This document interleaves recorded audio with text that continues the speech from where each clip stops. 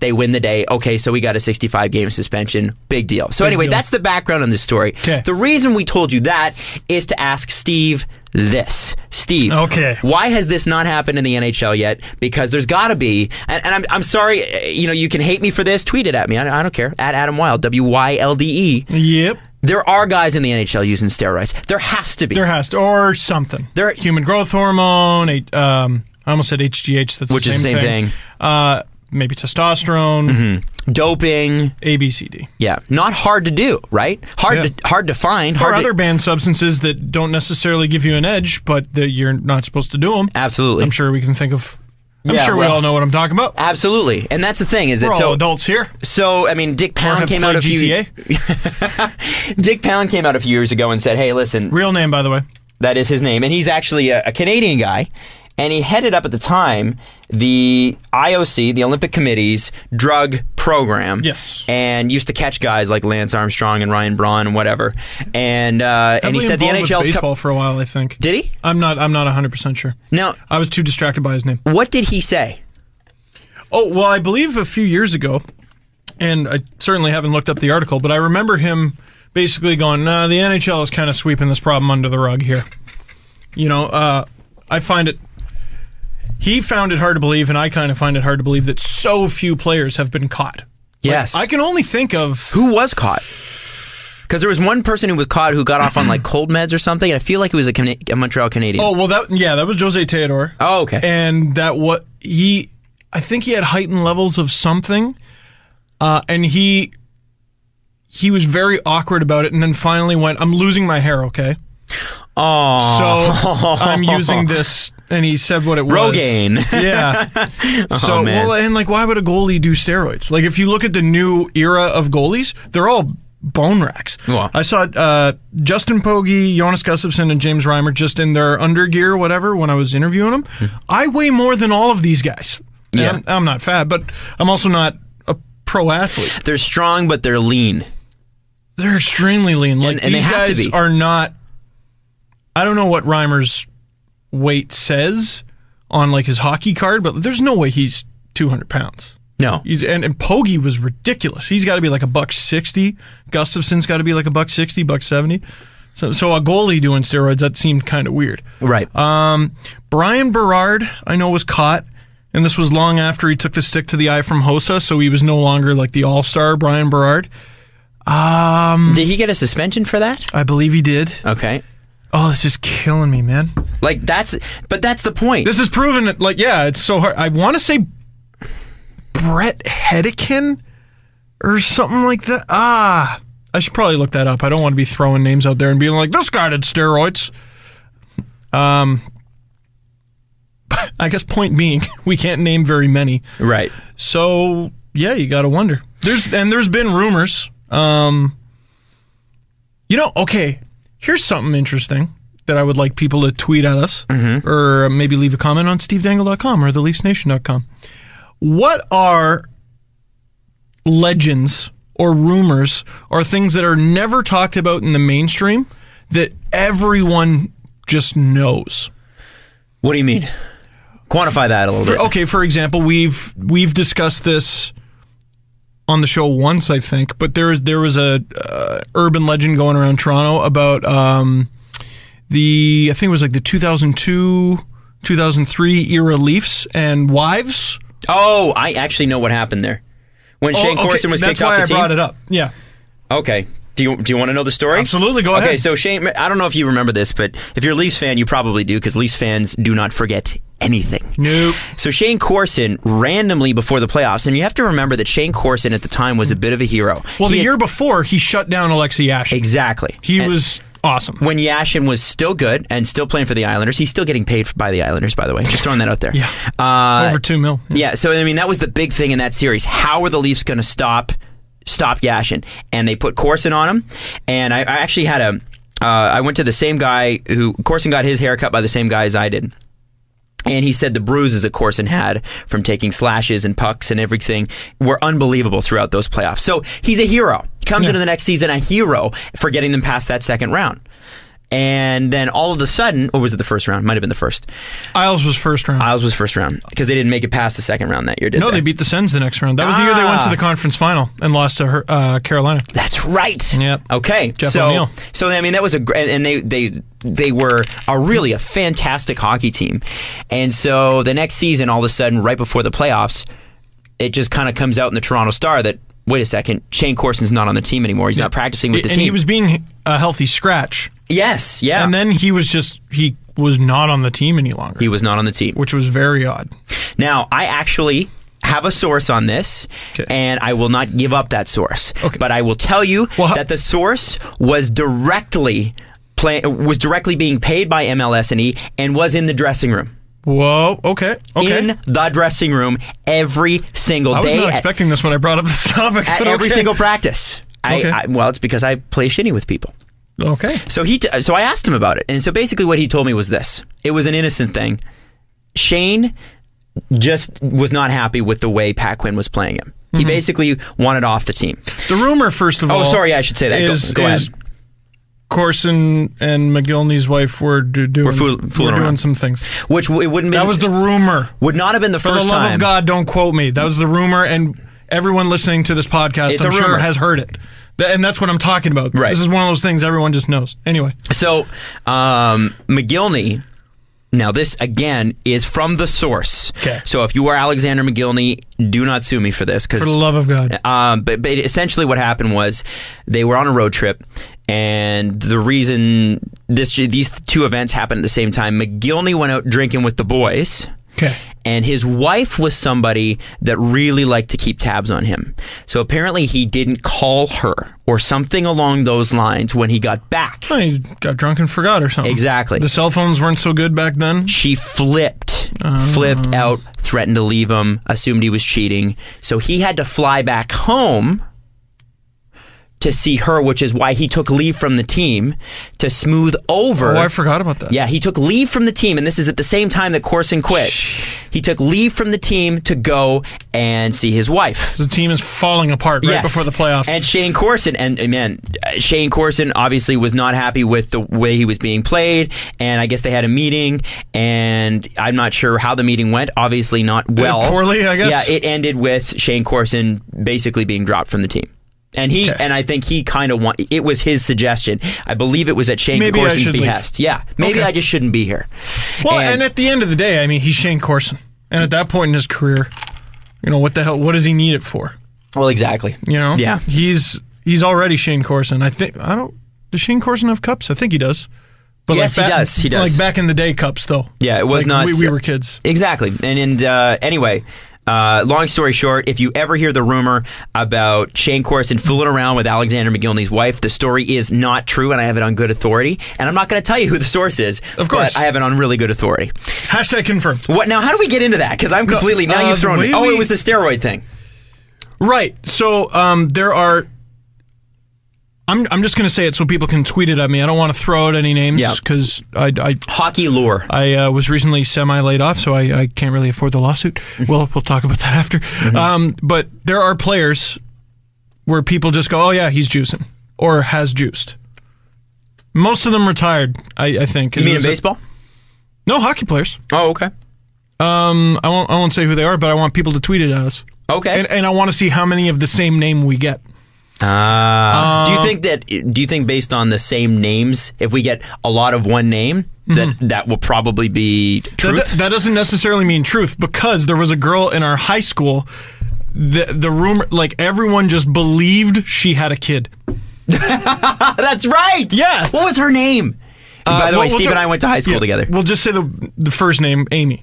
Ah, that's right, Amy. Yes. Everyone and years down the road, our mutual friend Justin Fisher at the Justin Fisher ran into her and said something like, "So how's your kid?" Or "I heard you had a kid," and she just goes, "What?" Yeah. And I swear to God, every single person in our school thought she had a kid. Yeah. And really, she had just switched schools. I ran into her about 3 months ago on Bloor Street. It was just mean teenagers that made this rumor up. Mean. Stupid mean, of course. Yeah. And I remember we actually had a guy in our middle school who looked older. His name was Brandon, and he had a beard at like 13. This guy was Persian, and he was like super tall, and all the girls loved him. Well, and story about him, in like the 4th grade, I went to summer camp with him, and he was so small that we used to like just pick him up and throw him around in the pool. So he had this huge growth spurt, and like ridiculous. Grade 7, we're all 12 years old. My friend comes up to me, he's like, "That's Brandon. The kid's 14. He's failed twice." And he wasn't. He was our age, but everybody assumed that he'd failed twice because he was he was so unrecognizable. But like he was for sure our age. Yeah, absolutely. I used to play hockey with him. Yeah. Anyway, so I would love to see. So guys, you want to know people that our listeners think have used steroids in the NHL? Yeah. Yes, I want that. And there's also like I always get people going, "Oh, here's who does coke." I got some things I shouldn't mention. Oh, really?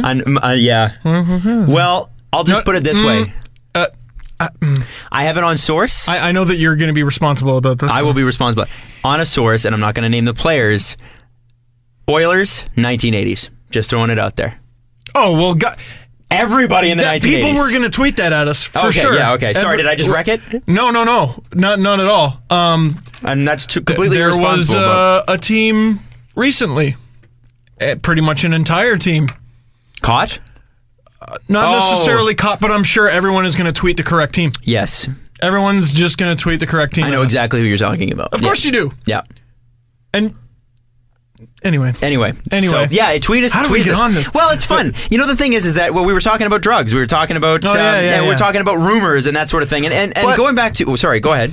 Well, no, I was about to ask a very stupid question. I corrected myself. There are no stupid questions. Would steroids benefit today's NHL players? And the answer is, of course, because they're steroids. Yeah, I mean, they are steroids. But the thing about, and I was talking to my trainer about it today because I knew we would be talking about it tonight. Would you ask him, hey, should I do steroids? Or no, I saw the picture of you half naked next to Geraldo Rivera. Yeah, it was pretty good. You. So. All right. My fiance commented on it. She said she liked the body hair. Yeah. Okay, so the story with the Geraldo Rivera. Did you see the Geraldo Rivera picture? I was hot and bothered by it, Adam. Okay, so Geraldo Rivera is a 70-year-old news anchor on Fox News. He's been a pundit forever, and on his birthday, he has a little too much tequila and tweets a selfie, and it is just above his wiener level. Just above the ween. You can see the V. Yeah, and he's got a V, and for a 7-year-old guy, he looks good. It's impressive. So then Cash on our show today on Kiss 92.5 in the afternoon. Cash Connors. He goes to me and says, "Hey man, we couldn't get away with that. Because Fox asked him to take the picture down. He's like, Kiss would ask us to do the same thing." And I said, "I bet they wouldn't." And he's like, "Do you want to test that theory?" And I said, "What do you mean?" He's like, "I dare you." And of course, you can't. When everybody's listening, you can't back down from that. Did you do that on air? Like, did you just go to the bathroom? I went to the bathroom in our building, and I took all of my clothes off and walked right up to the sink and put a little paper towel over my area and took the picture. So if someone walked in? Well, no, it is the singular bathroom on our floor. Okay. So I had the door locked, and I. There's me. It's on my Instagram at Adam Wild. It's all there. So yes, and folks, it's fantastic. So it's not really that good. Geraldo actually has a better body than I do. I'll just throw that out there. But getting back to what I was asking my trainer about, which was not Geraldo Rivera, it was steroids. And I said, listen, man, what's the deal? And he said, "What's the deal? What's the deal with steroids? I mean, you do them. I'm going to get bigger. Oh, my God." He said, the thing is that you do get bigger. You see instant results. So what we have to remember with steroids is it's fake.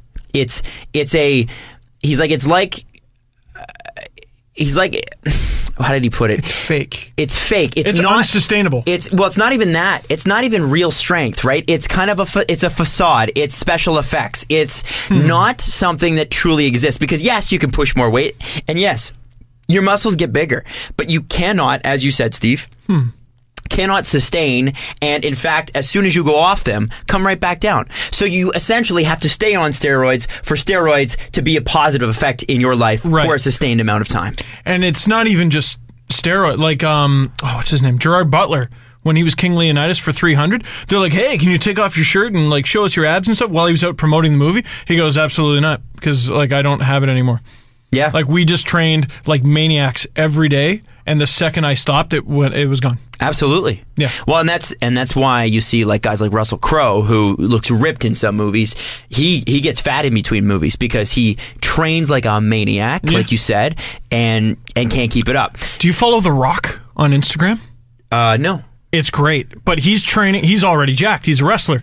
He's training for Hercules. Oh, jeez. Here, I'll bring it up. And he's probably on the roids. Well, you throw it up on stevedangle.com for our podcast listeners. I will. Okay, I'll post pictures of hot, sweaty, muscly men. Okay?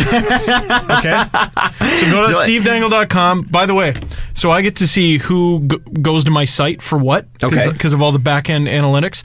I get a lot of stuff for Daryl Boyce, and because I posted Daryl Boyce? I posted the thing that happened to his nose like right after it happened, and because of that, like I pop up on Google. So I got a lot of hits from Finland recently because he signed with the Finnish team. Oh, okay. It's weird how that works out. But one day, like, because I told people that I know how to do that, so people were just messing with me, and so I see Steve Dangle gay model pop up. I saw it pop up, so I thought it was funny, and I screen capped it, and I made it a blog post. I just go, here's one of the things people are, but because I made that blog post, now when people search gay model, like a couple pages down, my site comes up. So every day I get like 1 or 2 hits for gay model. Every single day. Well, hey man, just take the hits. You can for the advertising dollars alone, right? Come on. Oh yeah, man. Like probably 30 cents a month or whatever. Oh my you make gosh, it on that website. what am I going to do with all these riches? Now. Okay, so getting back How to did the we actual, get here? Well, welcome to this podcast. But I do have to say, steroids in the NHL. Is there a cover-up going on, as Dick Pound, formerly of the IOC, also, total anti-drug guy, as he proclaims? I don't know, because I don't know. Who in the NHL seems roided up? Like rumors a couple years ago, not even rumors. Some guy was just like, you know who I bet does steroids? It was John or Paul Steigerwald. I can't remember which of the two Steigerwalds said it, but he's the Pittsburgh Penguins like play-by-play guy, or like the brother of him, and he goes, I bet you Ovechkin does it, because I gotta send you that interview, it's so great. He debated this guy named Ryan Lambert, and he basically goes, well, he has to be, because he's not as good as he once was. He's a big Russian, and his mom is a former Soviet Olympian, and he goes, well, did you see the women that the Russians had competing back then? They all had beards, and they were clearly on drugs and stuff. God. He made a fool of himself. And slightly xenophobic, maybe? Oh my God, yeah. And but the long-lasting like hashtag coming out of that's still used today is Sidney Crosby as a vampire. Because Ryan Lambert, the blogger who he was debating, basically goes, well, based on the claims you're making, you can just say anything. So Sidney Crosby's a vampire. Oh, no. Because his thing with Ovechkin is, well, you can't prove he's not doing steroids. Well, no, you can't say that. That's like that's me saying to you, Steve, I can't prove that you're not a murderer. No, you can't. You'd have to find my alibi for every day for as long as you know who else did that? Damian Cox about Jose Batista. Remember when Jose Batista can't took prove off? He's not doing it. Yeah. Can't prove he's not doing it. He must be doing steroids, because where did this production come from? I remember the article. Yeah. No, I do. And Batista treated it very well. He was just like, why is this guy writing about baseball? Yeah, really. What is this based on? Stick to tennis. Yeah. Anyway. Yeah. Well, anyway, but what were we talking about? Well, we're talking about roids, and if there's a cover-up. If there's a cover-up, some Gary Bettman cover-up going on. Sidney Crosby is a vampire, and because you can't prove he's not a vampire, he's a vampire. It's true. You gotta listen to the whole thing. It's like half an hour, 45 minutes, and it's hilarious. And he brought Lambert on, the blogger, to show him a thing or two. Like it was his show, and he just got completely embarrassed on his own show or podcast or whatever. Well, and that's why if you're stupid, you don't bring on smarter people. No.